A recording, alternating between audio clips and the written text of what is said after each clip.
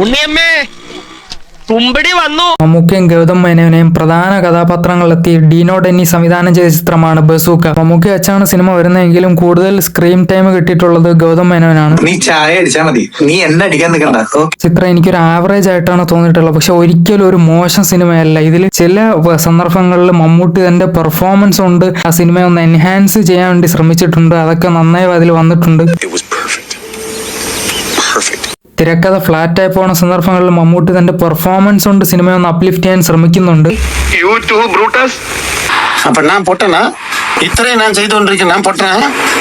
നല്ല രീതിയിലുള്ള ഒരു ഇമ്പാക്ട് കിട്ടിയിട്ടുണ്ട്. പക്ഷെ ചിലതെല്ലാം നല്ല രീതിയിൽ ഫ്ലാറ്റായി പോണ സിറ്റുവേഷൻസും വന്നിട്ടുണ്ട്. പിന്നെ ചേസിങ് സീനും ഒരു ഫൈറ്റ് സീനും എല്ലാം നല്ല രീതിയിൽ ഒരു ഇമ്പാക്ട് തിയേറ്ററിൽ നൽകാൻ സാധിച്ചിട്ടുണ്ടെന്നാണ് എൻ്റെ പേഴ്സണൽ ആയിട്ടുള്ള ഒരു ഒപ്പീനിയൻ. മ്യൂസിക് ചെയ്തിരിക്കുന്ന സെയ്ദ് അബ്ബാസ് ആണ്. ചിത്രത്തിൽ നല്ല രീതിയിൽ തന്നെ മ്യൂസിക്കിന്റെ ഇമ്പാക്ട് വന്നിട്ടുണ്ട്.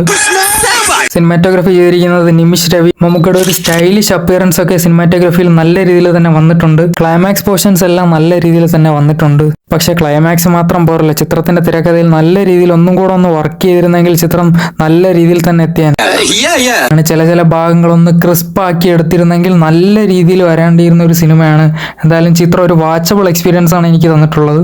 ഡെയിലി വാർത്തകൾക്കും ഡെയിലി ഫിലിം അപ്ഡേറ്റ്സിനും വേണ്ടി ചാനൽ ഒന്ന് സബ്സ്ക്രൈബ് ചെയ്ത് സപ്പോർട്ട് ചെയ്യണേ.